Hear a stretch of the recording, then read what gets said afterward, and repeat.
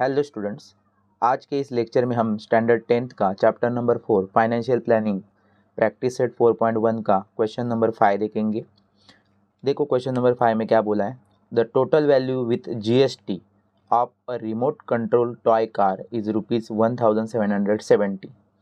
Rate of GST is 18% on toys. So find the taxable value, CGST and SGST for this toy car. तो यहाँ पे देखो, इस बार जो आपको वैल्यू दी गई है 1770 विथ जीएसटी दी है, इसका मतलब इसके अंदर जीएसटी की अमाउंट भी इंक्लूड है।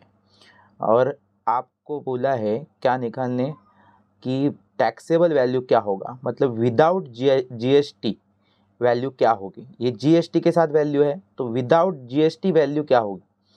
तो इसमें से आपको कैसे निकालना है बताऊंगा मैं। उसके बाद और क्या निकालने बोला है, सीजीएसटी और एसजीएसटी। ये नॉर्मल है, सीजीएसटी एसजीएसटी आपको निकालने आता है अगर आपको जीएसटी का अमाउंट पता चल गया तो यहाँ पे पहले देखो कि मैं एक एग्जांपल के थ्रू आपको समझा देता हूँ कि किसी ने आपको बोला कि एक ऑब्जेक्ट की प्राइस 1500, एक वस्तु की प्राइस 1500 रुपीज़ है विथ जीएसटी, मतलब इसके अंदर जीएसटी इंक्लूड है। तो विदाउट जीएसटी जो अमाउंट है, टैक्सेबल अमाउंट बोलते हैं उसको, वो कितनी होगी। तो आप पूछोगे उससे कि जीएसटी कितना है, जीएसटी का अमाउंट कितना है। तो उसने बता दिया 500 रुपीज़ है जीएसटी का अमाउंट। तो आप बोलोगे कितना इजी है, अगर अभी टैक्सेबल अमाउंट आपको किसी ने पूछा बोलने, तो आप क्या करोगे, 1500 से 500 को माइनस करोगे तो आपको मिलेगा टैक्सेबल अमाउंट। समझ में आया? हाँ, बट इस क्वेश्चन के बारे में अब देखेंगे तो हमारे पास क्या क्या पहले है। ये जो है, जैसे इस वाले एग्जाम्पल में ये टोटल अमाउंट थी विथ जीएसटी थी, वैसे ही इस क्वेश्चन में भी आपके लिए अमाउंट है 1770। तो ये एक आपके लिए गिवन में है, ओके। उसके बाद ये अमाउंट जो है 500 रुपीज़, ये जीएसटी की अमाउंट है। तो इस वाले क्वेश्चन में आपके लिए जीएसटी की अमाउंट है क्या? नहीं है आपके पास। जीएसटी का परसेंटेज है, अमाउंट नहीं है। तो अमाउंट नहीं है तो इसलिए आप यहाँ पे क्या कंसिडर कर सकते हो जीएसटी के अमाउंट के लिए, क्योंकि आपको जीएसटी की अमाउंट मिल गई तो आप टैक्सेबल वैल्यू इजीली माइनस करके ये वाले अमाउंट से, टोटल अमाउंट से आप टैक्सेबल वैल्यू निकाल सकते हो जीएसटी को माइनस करके। बाद में सीजीएसटी एसजीएसटी निकालना आसानी है। तो यहाँ पे अभी समझो कि ये थी विथ जीएसटी वाली अमाउंट। ये वाले क्वेश्चन में देख रहे हैं हम, हमारे पास इस वाले क्वेश्चन में जीएसटी नहीं है तो हमने उसको एक्स कंसिडर किया। और आप मुझे बताओ, अगर एग्जाम्पल में हमने देखा था ये 1000 आए कैसे थे, ये 1000 टैक्सेबल अमाउंट है, मतलब इसके ऊपर जीएसटी नहीं लगा हुआ। तो कैसे निकाली थी हमने, टोटल अमाउंट से जीएसटी को माइनस करके। अभी हमारे पास इस वाले क्वेश्चन में टोटल अमाउंट तो है लेकिन जीएसटी नहीं है, तो टैक्सेबल अमाउंट आपको मिलेगी कैसे। तो उसके लिए आपको जीएसटी निकालना पड़ेगा। लेकिन फ़िलहाल आपके पास एक इक्वेशन बन गया टैक्सेबल अमाउंट निकालने का। क्या है वो इक्वेशन, 1770 माइनस एक्स। ये आपका इक्वेशन बनता है टैक्सेबल अमाउंट निकालने का। तो यही फॉलो करेंगे, जब क्वेश्चन करेंगे तो आपको अच्छी तरह से समझ में आएगा। देखते हैं क्वेश्चन में क्या क्या है वो पहले लिखेंगे। हमें टोटल अमाउंट दी गई है, जो टोटल अमाउंट किसको बोलते हैं, जिसके अंदर जीएसटी होता है विथ जीएसटी, वो हमारे पास है। और हमारे पास जीएसटी नहीं है, उसके लिए हमने आपको बताया है कि एक्स कंसिडर करने वाले। एक बार जीएसटी मिल गया कि आपको सिर्फ टोटल अमाउंट से जीएसटी माइनस करके टैक्सेबल वैल्यू निकालना। तो हम उसके लिए क्या करेंगे, यहाँ पे शुरू में ही क्या करते हैं, लेट जीएसटी को हम क्या, जीएसटी की जो अमाउंट है उसको हम कंसिडर करेंगे of GST B rupees x. Amount आपके पास नहीं है लेकिन परसेंटेज है, तो आगे देखेंगे कैसे। लेकिन हमारे पास अभी अमाउंट चाहिए, अमाउंट नहीं है तो हमने एक्स कंसिडर किया। उसके बाद क्वेश्चन में हमारे लिए था टोटल वैल्यू, था total value of remote control toy car, वो है हमारे पास 1770 रुपीज़, ओके। उसके बाद और क्या हमारे पास था, उसके थ्रू हमने क्या किया था, टैक्सेबल अमाउंट का एक इक्वेशन बनाया था। ये दोनों से हमने क्या किया था, टैक्सेबल अमाउंट का एक इक्वेशन बनाया था। टैक्सेबल अमाउंट हमें कब मिलेगी, जब हम टोटल वैल्यू से जीएसटी को माइनस करेंगे तब। तो इसीलिए हम यहाँ पे टैक्सेबल वैल्यू का जो इक्वेशन एक बनाया है हमने, तो इसलिए therefore taxable value of remote controlled toy car is equal to, अभी हमारे पास पूरी तरह से वैल्यू नहीं है, लेकिन हमारे पास अभी इक्वेशन है। हमें टैक्सेबल वैल्यू तभी मिल सकती है जब हम टोटल वैल्यू से जीएसटी माइनस करेंगे। टोटल वैल्यू हमारे पास है लेकिन जीएसटी नहीं है, तो एक इक्वेशन बन जाता है उसके कारण। तो ये इस तरह से दिखेगा। अभी हम पहले एक्स निकालेंगे, मतलब जीएसटी निकालेंगे। तो कैसे निकालेंगे, उसके लिए हमें परसेंटेज जीएसटी का जो दिया था वो हेल्प करेगा। जीएसटी का परसेंटेज दिया था क्वेश्चन में, तो उससे हम क्या करेंगे, जीएसटी निकाल सकते हैं। Now GST is equal to 18% है ऑफ टैक्सेबल वैल्यू के ऊपर। जीएसटी कभी भी टैक्सेबल वैल्यू के ऊपर लगता है और फिर उसकी टोटल अमाउंट हो जाती है। तो जीएसटी का ये हम लोगों ने क्या कंसिडर किया है, एक्स इज इक्वल टू 18%, मतलब 18% 100 में से होते तो 100 इंटू टैक्सेबल वैल्यू। अभी टैक्सेबल वैल्यू के लिए हम लोगों का इक्वेशन बन चुका है, वो हम उसकी जगह पे लिख सकते हैं 1770 माइनस एक्स। इसके बाद आपको आसानी हो गया, इजी हो गया। अभी आप समझना है यहाँ पे इज इक्वल टू की जब साइन बीच में होती है तो, और ये सब अब फ्रैक्शन में हो गया, ये अपॉन में आ गया, मतलब फ्रैक्शन में हो गया। तो फ्रैक्शन के बीच में जब इज इक्वल टू की साइन रहेगी तो आपको क्रॉस मल्टीप्लिकेशन करना होता है। मतलब एक्स का 100 के साथ क्रॉस मल्टीप्लिकेशन हो गया तो 100x बनेगा। क्या बनेगा, 100x। और ये 18 का यहाँ पे कुछ नहीं है, मतलब 1 है नीचे, x के नीचे 1 है, लिखने की ज़रूरत नहीं है, आपको समझना है। 18 और इधर कुछ नहीं है, मतलब 1 है क्रॉस में, तो इज इक्वल टू की साइन देके दूसरा क्रॉस मल्टीप्लिकेशन करना। 18 1 जा 18, 18 1 जा 18, और आगे का जो है वो एज इट इज़ पहले लिख के रखेंगे। इसके बाद देखेंगे तो हमें यहाँ पे 18 और मल्टीप्लाई, ये ब्रैकेट का मल्टीप्लाई करके लेना है, तो ये साइड आपको एज इट इज़ लिख के रखो। और यहाँ पे 18 और 1770 का मल्टीप्लाई हो जाएगा। फिलहाल वो मल्टीप्लाई हम नहीं करते, लेकिन दोनों का मल्टीप्लाई हो रहा है, ऐसे दिखाएंगे 18 इंटू 1770। और 18 और x का कर सकते हैं, 18 और x का हो जाएगा तो 18 या x के पीछे कोई भी कोएफिशिएंट नहीं है, मतलब 1 है। सो 18 1 जा 18, 18x बनेगा। x उसके साथ अटैच हो जाएगा क्योंकि x एक वेरिएबल है और 18 एक नंबर है, तो यहाँ पे वो एक दूसरे से अटैच हो जाएंगे, 18x बन जाएगा। 18 और x 18x। उसके बाद हमें देखना है लाइक टर्म, आपको पता होना चाहिए। इससे पहले आपने लाइक टर्म के बहुत सारे क्वेश्चन किए हैं। 100x है और यहाँ पे 18x है, दोनों लाइक टर्म है, x है दोनों के पास। नंबर डिफरेंट होंगे तो भी चलता है, सिर्फ वेरिएबल अलजेब्रा में सेम होनी ज़रूरी है। तो ये लाइक टर्म बन गए। तो 100x की तरफ अगर 18x आ गया तो कितना हो जाएगा, प्लस हो जाएगा, प्लस 18x हो जाएगा। और इस साइड में कौन रहेगा, सिर्फ 18 इंटू 1770। इतना, यहाँ तक आपको समझ में आया। उसके बाद क्या होगा, 100 देयरफॉर की साइन लगाती जानी है हमें। 100 और 18, तो 100 और 18 जाएगा 118, और x ही रहता है जब आप प्लस करते हो अलजेब्रा में, तो आपको पता ही है x तो x ही रहेगा। इज इक्वल टू 18, और ये आप वैसे ही लिख के रखो, इनका मल्टीप्लाई करो मत क्योंकि कैलकुलेशन बड़ा हो जाएगा। हम इसको कैंसिल कर सकते हैं आगे, इसलिए वैसे ही रखना है। और फिर आप देखोगे, सो अभी आप क्या कर सकते हो, लाइक टर्म फिर से आ गया 118, और इधर उसके साइड उसके लाइक टर्म है नंबर। तो हमें और चाहिए किसकी वैल्यू, x की, मतलब जीएसटी ही चाहिए हमें। इसके लिए तो सब चल रहा है ना, तो x के साथ जो भी है वो उधर सेंड करो। तो x के साथ है 118, वो उधर गया 1770 की तरफ, तो वो हो जाएगा डिवाइड। और फिर आपको अभी कैंसिलेशन करने के लिए इजी हो जाएगा। तो इतना आपको समझ में आने के बाद आप देखोगे 118 से आप 1770 को अगर डिवाइड करोगे तो आपको आंसर मिल जाएगा। कैसे डिवाइड करेंगे देखो,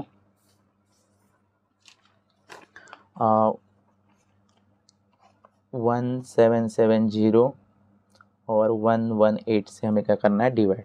सो आप इसको रिड्यूस करके भी कर सकते हो, लेकिन डायरेक्ट करोगे तो भी चलेगा। रिड्यूस कर सकते हो इन दोनों को और फिर आप इनको डिवाइड करोगे तो भी मिल चल जाएगा, लेकिन हम डायरेक्टली करते हैं।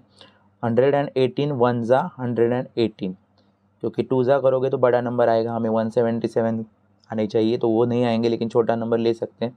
तो 17 में से 8 गया 9, फॉरो करेंगे यहाँ से, यहाँ पे रहेगा 6 और 1 माइनस होंगे तो 5 और 1 तो 0 ही रहेगा।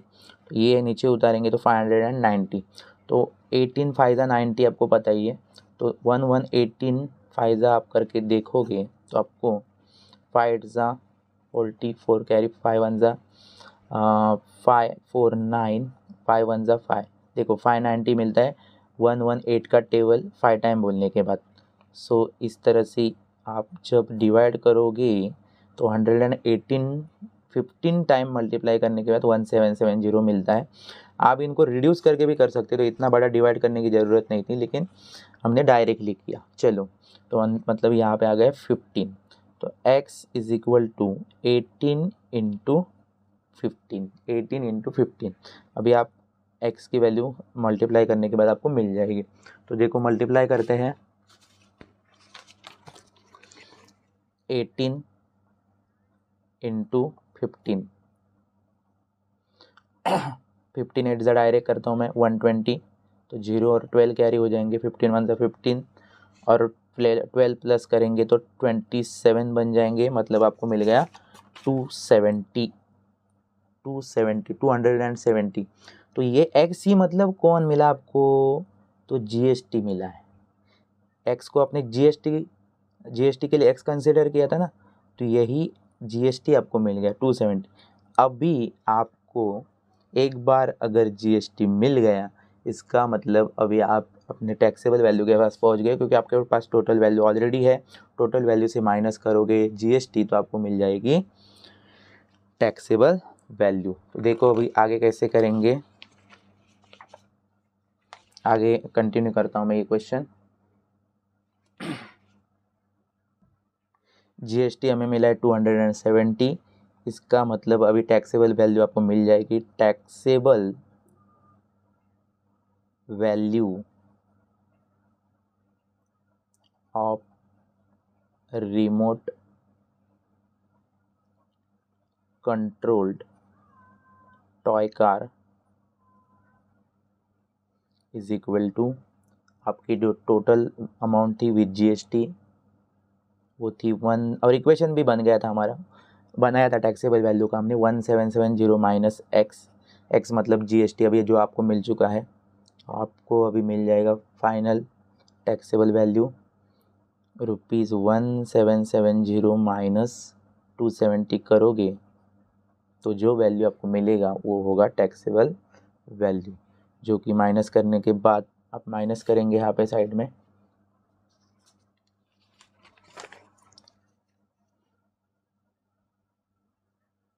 $1770 माइनस 270, 0 में से 0, 7 में से 7 0 होगा, 7 में से 2 गया 5, 1 एज इट इज, तो 1500। सो इसका मतलब हमें मिल गया टैक्सेबल वैल्यू 1500। आपको समझ में आया यहाँ तक कि किस तरह से हमने टैक्सेबल वैल्यू निकाला। लेकिन उसके बाद टैक्सेबल वैल्यू के बाद हमें CGST भी निकालने बोला था और SGST भी निकालने बोला था। तो अभी हमें CGST और SGST किसके हाफ हाफ रहता है, तो GST के अमाउंट अभी हमारे पास आ चुकी है, तो ये वो 270 में से हाफ चला जाएगा CGST को और हाफ चला जाएगा SGST को। वो आसानी है, तो कैसे सॉल्व करेंगे देखो। But CGST SGST is equal to GST के हाफ रहता है।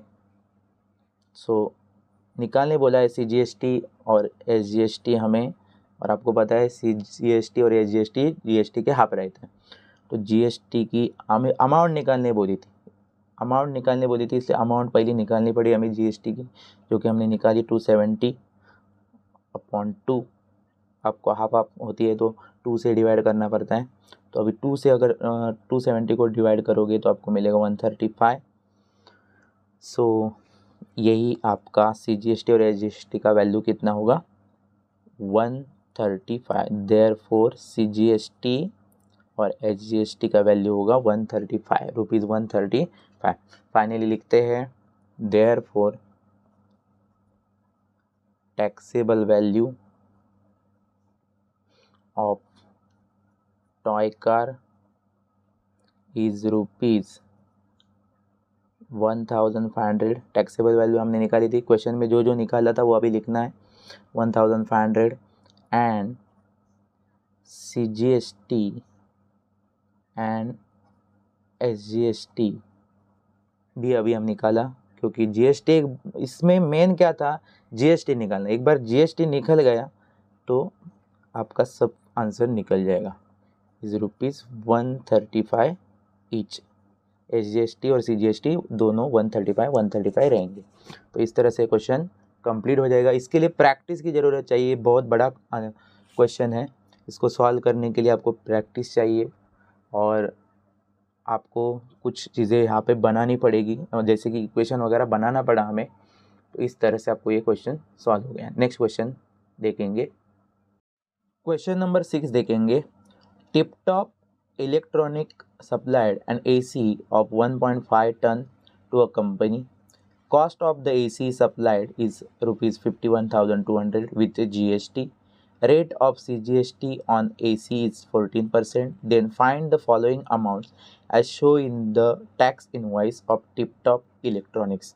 देखो इस क्वेश्चन में हमें ये ऊपर की इंफॉर्मेशन रीड करके टोटल 6 क्वेश्चन सॉल्व करने हैं। इसके अंदर 6 क्वेश्चन है। देखो पहला रेट ऑफ SGST पूछा है, तो रेट ऑफ SGST निकालना बहुत इजी है, क्योंकि CGST और SGST दोनों इक्वल रहते हैं और CGST का रेट आपको दिया है 14%, तो SGST आपका होगा 14%। इसका आंसर तुरंत निकल जाएगा।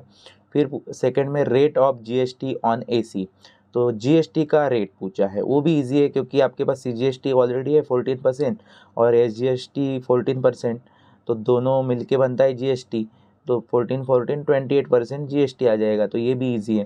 Third taxable value of AC, यहाँ पे आपको थोड़ा सा प्रीवियस क्वेश्चन के जैसा इक्वेशन नहीं बनाएंगे, हम दूसरा तरीका यूज़ करके इसको निकालेंगे।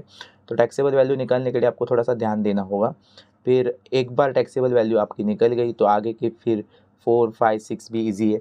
शुरू करते हैं, हम पहले स्टार्टिंग का निकालते हैं, रेट ऑफ SGST। सो यहाँ पे हम पहले हमें गिवन में क्या दिया था, तो रेट ऑफ CGST हमें दिया गया है, वो है 14%, और पहले ही क्वेश्चन में हमें SGST क्या होगा वो पूछा है, तो इसी की हेल्प से हम SGST निकाल सकते हैं। तो हम बोलेंगे but rate of SGST equal रहता है रेट ऑफ CGST से। सो फिर उनकी अगर ये इक्वल रहते हैं तो उनकी जो परसेंटेज है 14%, वो भी तो इक्वल ही रहेगा दोनों का। सो इसी के कारण हमें रेट ऑफ SGST भी उतना ही रहेगा जितना CGST है। सो आप डायरेक्ट लिख सकते हो कि 14% मिल गया। तो ये हो गया पहला उसमें से सॉल्व। 6 नंबर क्वेश्चन देख रहे हो, उसमें से फर्स्ट हमने सॉल्व किया। अभी हम सेकंड करेंगे।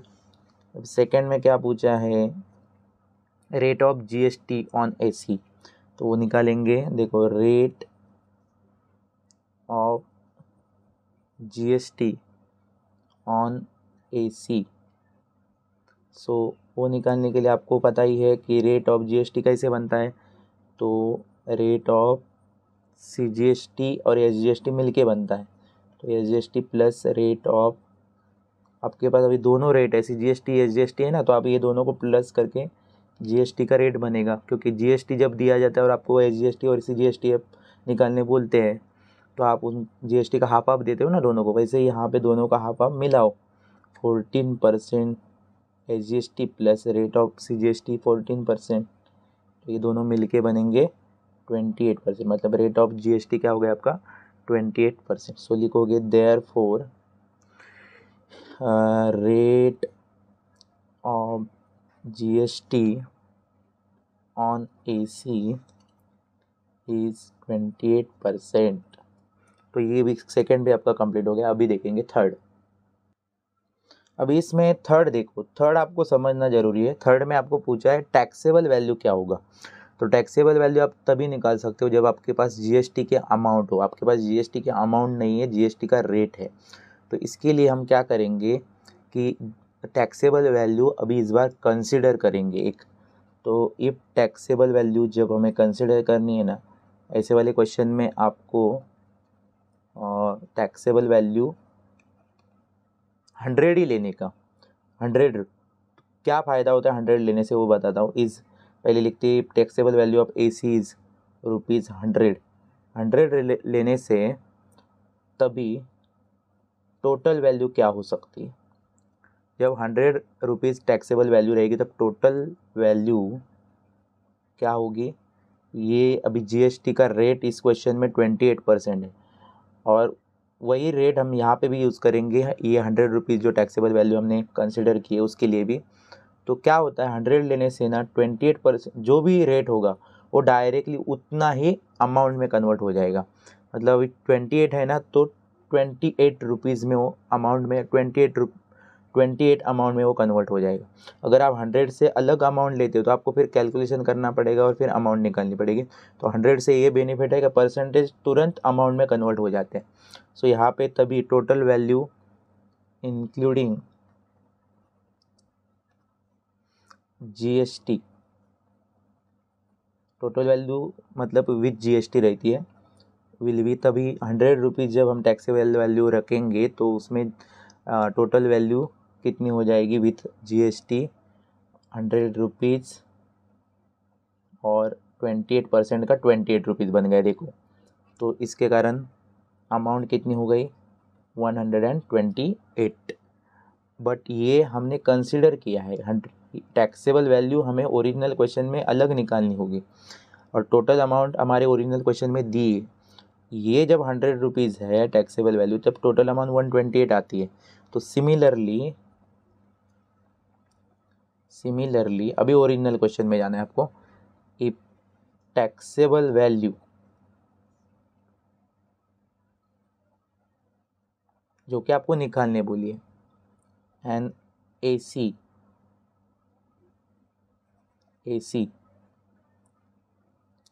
इज, अभी टैक्सेबल वाली वैल्यू अभी पता नहीं है आपको, तो आप क्या रखोगे यहाँ पे उसके लिए x। ठीक है। अभी ये सिमिलरली ये इसकी हेल्प से हम ये करेंगे। तो ये क्वेश्चन में नहीं था लेकिन इसकी हेल्प बिना ये काम होगा नहीं। तो हमने यहाँ पे लिखा कि अभी हमें टैक्सेबल वैल्यू निकालनी बोली तो हमें पता नहीं है तो हमने x कंसिडर कर लिया। देन जैसे कि यहाँ पे ₹100 टैक्सेबल वैल्यू थी तभी देन टोटल वैल्यू क्या हुई थी 128। तो यहाँ पे टोटल वैल्यू है क्या आपको ये ओरिजिनल क्वेश्चन में, तो देन टोटल वैल्यू है हमारे पास। टोटल वैल्यू दी है बच्चों, total value including GST. Total value मतलब जीएसटी उसमें इंक्लूड रहता है। जीएसटी इज ₹, ये देखो कितनी है 51,200 है। सो ये हमें इक्वेशन बनाने के लिए हेल्प करेगा, इसलिए हम लोगों ने ₹100 कंसिडर की थी। ऐसे क्वेश्चन में आपको 100 ही लेना है ताकि परसेंटेज तुरंत उसी नंबर में अमाउंट में कन्वर्ट हो जाएगा। तो उसके बाद हम यहाँ पे क्या कर सकते हैं, इनका एक इक्वेशन बना सकते हैं। जब ₹100 टैक्सेबल वैल्यू थी तो ओरिजिनल क्वेश्चन में क्या टैक्सेबल वैल्यू है, तो x है। तो 100 और मतलब टैक्सेबल वैल्यू और टैक्सेबल वैल्यू इनका अपॉन में लिखना है। कंसिडर किया हुआ टैक्सेबल वैल्यू और ओरिजिनल क्वेश्चन का टैक्सेबल वैल्यू, और कंसिडर 100 था, ओरिजिनल में x था क्योंकि हमें पता ही नहीं है टैक्सेबल वैल्यू। अभी और जहाँ कंसिडर किया था वहाँ पे टोटल वैल्यू क्या थी विथ जीएसटी 128। ओरिजिनल क्वेश्चन में टोटल वैल्यू दी ही थी, क्या दी थी 51,200। तो ये एक इक्वेशन बन गया। आपको यहाँ पे क्रॉस मल्टीप्लिकेशन करना है, मतलब आप पहले 100 x और 128 का अगर मल्टीप्लाई करोगे, क्रॉस मल्टीप्लिकेशन होता है जब इज इक्वल टू की साइन बीच में हो तो देयरफॉर x इंटू 128 हो जाएगा इज इक्वल टू 100 और ये इस नंबर का हो जाएगा इंटू 100। सो अभी हम देखेंगे कि x की वैल्यू हमें चाहिए, x मतलब टैक्सेबल वैल्यू आपको चाहिए। तो आपको x के पास जो नंबर है 128 उसको उधर सेंड करना पड़ेगा लाइक टर्म के कैलकुलेशन से। सो x की वैल्यू चाहिए हमें, तो उधर का जो भी x के साथ रहेगा उधर सेंड करोगे तो मल्टीप्लाई फॉर्म में है तो उधर जाएगा। सो क्या होगा, उसको डिवाइड कर लेगा। क्या करेगा, डिवाइड। ईजी है, थोड़ा प्रैक्टिस करने की आपको ज़रूरत होगी। देयरफॉर x की वैल्यू आपको मिल जाएगी कैलकुलेशन करने के बाद। अभी 128 और ये ऊपर कोई कट नहीं हो रहा है, 0 0 भी ये ऊपर ऊपर कट नहीं होते, नीचे ऊपर होते तो कट होते। तो आपको क्या करना होगा, ऐसे दोनों नंबर को ऊपर और नीचे का एक ही टेबल में आ रहा है ऐसा ट्राई करो, मतलब रिड्यूस करो। 2 के टेबल में ये दोनों आ जाएंगे, 2 की टेस्ट है 0 2 4 6 8 यूनिट प्लेस पे, तो 2 से डिविजिबल होते, तो मतलब 2 से करने के बाद ये हाफ हो जाएंगे। इसका बनेगा 50, इसका बनेगा 64। फिर से इनको हाफ कर सकते हो आप, 2 से 32 बन जाएगा और ये बन जाएगा 25। अभी 25 और 32 हाफ नहीं हो सकते, तो इसके लिए हमें 32 से 51,200 को डिवाइड करके लेते हैं। और चाहिए तो आप ये 51,200 को हाफ कर दो, क्योंकि 32 और ये दोनों हाफ हो सकते हैं। लेकिन हम क्या करेंगे, डायरेक्टली 32 से हाफ डिवाइड कर लेंगे, क्योंकि आपको 51,200 का हाफ करने के लिए वापस से 2 डिवाइड करना ही पड़ेगा। तो इससे अच्छा हम क्या करते हैं, 32 51,200 जो हमारे पास है उसको डिवाइड कर लेते। तो 51 चेक करने 32 के टेबल में तो आएंगे नहीं, सो हम क्या करेंगे 32 1 जा 32 करेंगे। 11 में से 2 गया 9, बोरो किया था, 4 में से 3 गया 1। सो इसमें से एक नंबर नीचे उतारेंगे 192 बन जाएगा। 32 का ये 19, अभी ये 32 का टेबल डायरेक्टली 192 कब आएगा वो पता करने के लिए एक आइडिया है। ये 192 का एक नंबर आपको बंद करना है और इधर का एक नंबर बंद करोगे तो 3 के टेबल में 19 आपको चेक करना होता है। तो 3 के टेबल में 19 तो नहीं आता, लेकिन 3 6 18 लेंगे हम तभी। तो इसका मतलब अभी 32 का टेबल अगर आप 6 टाइम करके देखोगे तो शायद मिल सकता है, नहीं होगा तो आपको आगे पीछे चेक करना पड़ेगा। 6 2 12 1 6 3 18 एंड 1 90। देखो 19 आ गया, तो मतलब 32 6 192। अभी आगे क्वेश्चन में 2 0 बचे, उनको नीचे लेने से डायरेक्टली उनको इधर आंसर में डालो तो आपको मिलेगा 1600। तो यहाँ पे नीचे के सारे नंबर अभी हमारे गायब हो गए। 32 से आप अगर 51,200 को डिवाइड कर लोगे तो आपको मिल गया 1600। अभी आपके पास क्या बचा है, सिर्फ x इज इक्वल टू, नीचे के सारे कैंसिल हो गए, ऊपर बचा है 1600 इंटू ये 25 बचा है। तो इसका मतलब अभी हमें टैक्सेबल अमाउंट मिलेगी जो कि हमने x कंसीडर की है मल्टीप्लाई करने के बाद। तो 25 और 1600 का हम क्या करेंगे, मल्टीप्लाई। आसान है, आप फिर भी मैं यहाँ पे मल्टीप्लाई करके दिखाता हूँ आपको। 25 0 0, 25 0 0, 25 6 150, सो 15 कैरी, और 25 1 25 और ये 15, सो 40,000 आपको मिल जाए। तो ये हो गई आपकी टैक्सेबल अमाउंट। इसको ही निकालने के लिए थोड़ी सी हमें दिमाग लगाना पड़ा, वहाँ पे एक कंसिडर करनी पड़ी, टैक्सेबल वैल्यू 100 लेके चलनी पड़ी, और फिर सिमिलरली वैसे ही काम हमने ओरिजिनल क्वेश्चन में किया और फिर हमें मिल गया टैक्सेबल वैल्यू। इसके बाद आपको निकालने बोला है, वो इजी है, आपको निकालने बोला है GST, आपको निकालने बोला है टोटल अमाउंट ऑफ GST। सो कैसे निकालेंगे टोटल अमाउंट ऑफ GST, अभी आपके पास टैक्सेबल वैल्यू के ऊपर GST लगता है। तो अभी आपके पास टैक्सेबल वैल्यू आ चुकी है, तो आप और परसेंटेज आपको क्वेश्चन में दिए हैं, तो हम यहाँ पे करेंगे फॉर टोटल amount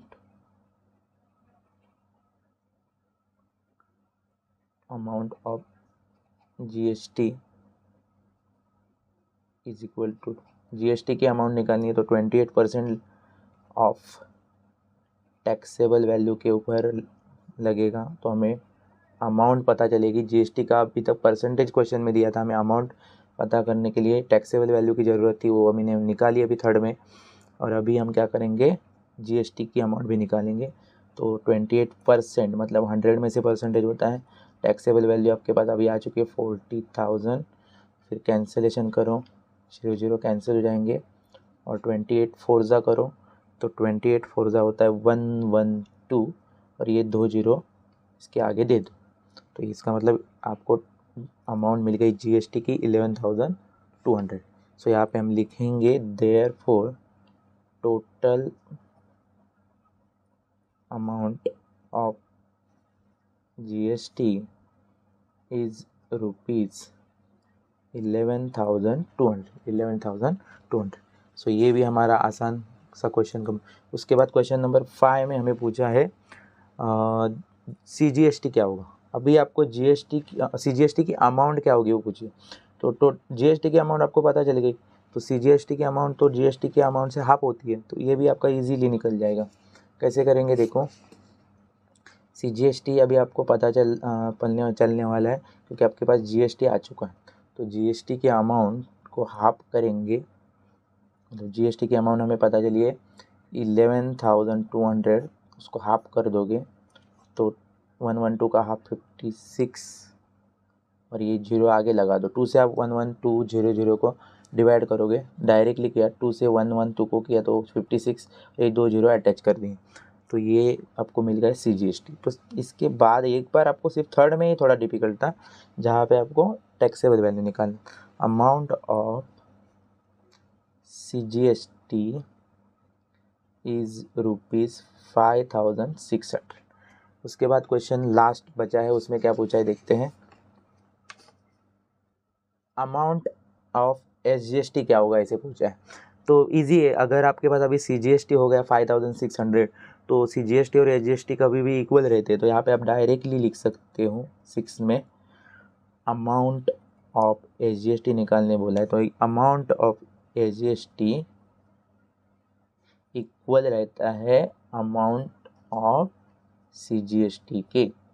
तो अभी आपके पास अमाउंट ऑफ SGST आ गई है, सॉरी CGST है 5,600। सो अमाउंट ऑफ SGST भी क्या होगा, रुपीज़ 5,600। तो ये इजी तरीके से आपने सॉल्व कर लिया। थोड़ा सा लॉन्ग क्वेश्चन था, टोटल 6 क्वेश्चन उसमें हमें सॉल्व करने थे। तो ये हो गया आपका क्वेश्चन नंबर 6।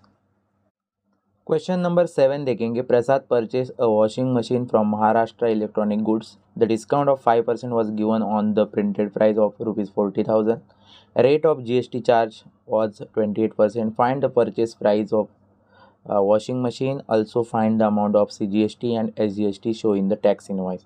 तो देखो प्रसाद ने वॉशिंग मशीन परचेस की है और उसके वॉशिंग मशीन की जो प्रिंटेड प्राइस थी 40,000, उसके ऊपर उसको 5% डिस्काउंट मिला है। तो इसका मतलब प्रिंटेड प्राइस और कम होने वाली है। मतलब आपको क्या करना होगा, शुरुआत कैसे करेंगे देखो। फर्स्ट हम लिखेंगे जो भी गिवन है, हमें गिवन में था printed price of washing machine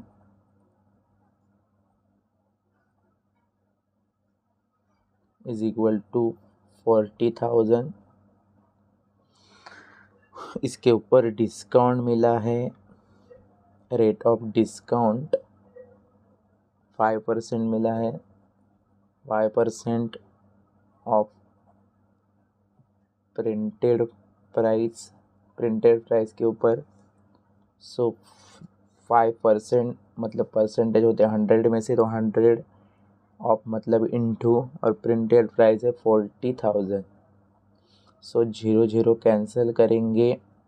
so 5 4 ज़ा 20 और ये 2 0 अटैच करेंगे तो ये मिलेगा 2,000, मतलब 2,000 रुपये डिस्काउंट मिलेगा। तो फिर वो जो डिस्काउंट मिलेगा तो फिर प्रिंटेड प्राइस कम हो गई 2000 से, तो यही है टैक्सेबल अमाउंट। टैक्सेबल अमाउंट और कम हो गई, पहले 40,000 थी लेकिन डिस्काउंट के कारण 2000 और कम हो गए। तो टैक्सेबल वैल्यू क्या होगी अभी? टैक्सेबल वैल्यू उसको बोलते हैं जिसको विदाउट जीएसटी होती है, उसके अंदर जीएसटी इंक्लूड नहीं होता है। तो यहाँ पे प्रिंटेड प्राइस से माइनस करेंगे डिस्काउंट की अमाउंट, तो हमें मिलेगी टैक्सेबल वैल्यू। तो प्रिंटेड प्राइस थी 40,000 माइनस 2,000 जो डिस्काउंट था, तो 38,000 रुपीज़ टैक्सेबल वैल्यू हो गई, जिसके ऊपर अभी जीएसटी लगा नहीं। इसके बाद हमें बोला गया है कि जीएसटी का रेट दिया गया है और पूछा है कि परचेस प्राइस क्या होगी, तो जीएसटी के साथ जो मिलेगी वो परचेस प्राइस होगी। तो इसके लिए हमें रेट ऑफ जीएसटी दिया है, अमाउंट नहीं दिया जीएसटी की, रेट दिया है, तो उससे हम कन्वर्ट कर सकते हैं अमाउंट को अमाउंट में। तो जीएसटी का रेट है 28%, तो इसको हम कन्वर्ट करते हैं क्योंकि हमें सीजीएसटी भी निकालने बोला है और एसजीएसटी भी निकालने बोला है। तो यहीं पे हम लोग पहले जीएसटी का परसेंटेज दोनों को हाफ हाफ कन्वर्ट करते हैं, जैसे कि आपको पता है रेट ऑफ सीजीएसटी हाफ रहता है जीएसटी से और उतना ही परसेंट जीएसटी में से एसजीएसटी को भी जाता है। तो रेट ऑफ एसजीएसटी भी 14% होगा।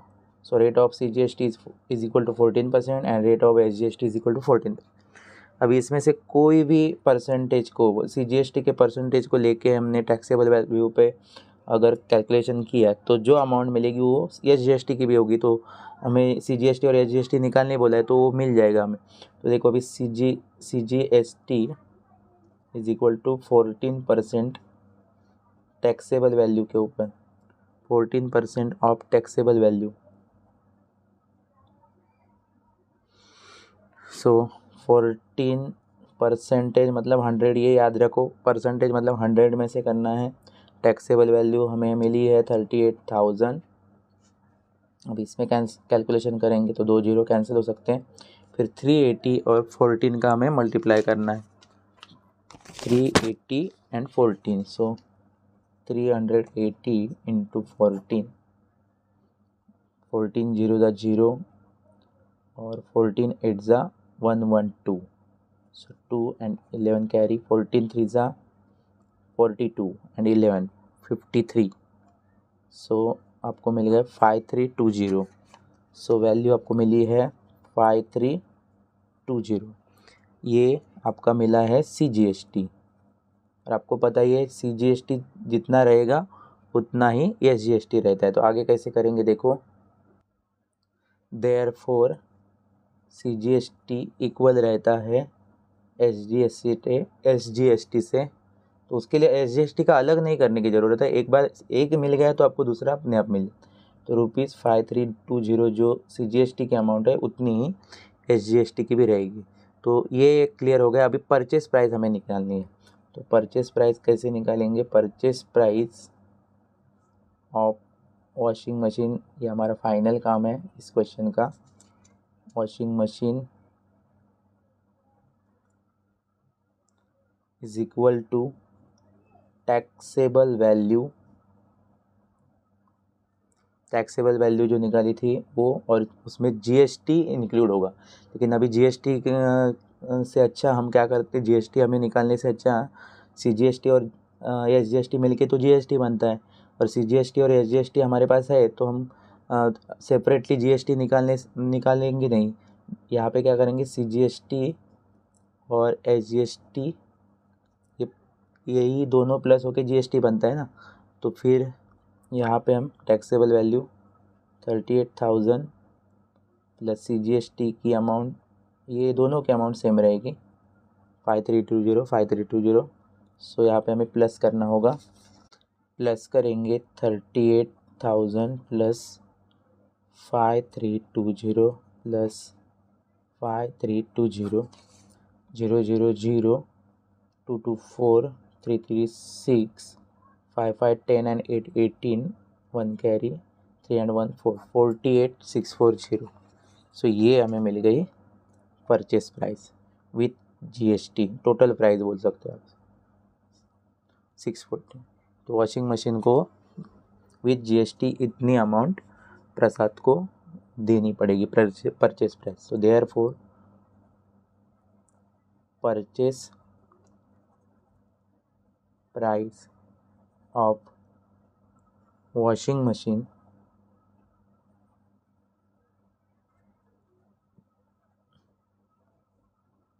is rupees 48640, 48,640। तो लास्ट में हम लिखेंगे, ये निकालने बोला था परचेस प्राइस और साथ में हमें निकालने बोला था अमाउंट ऑफ CGST, वो बीच में ही हमने निकाली है। And SGST in tax invoice is rupees 5320 each. देखो दोनों को 5320 5320 5320। तो इस तरह से क्वेश्चन हमारा कंप्लीट हो जाता है।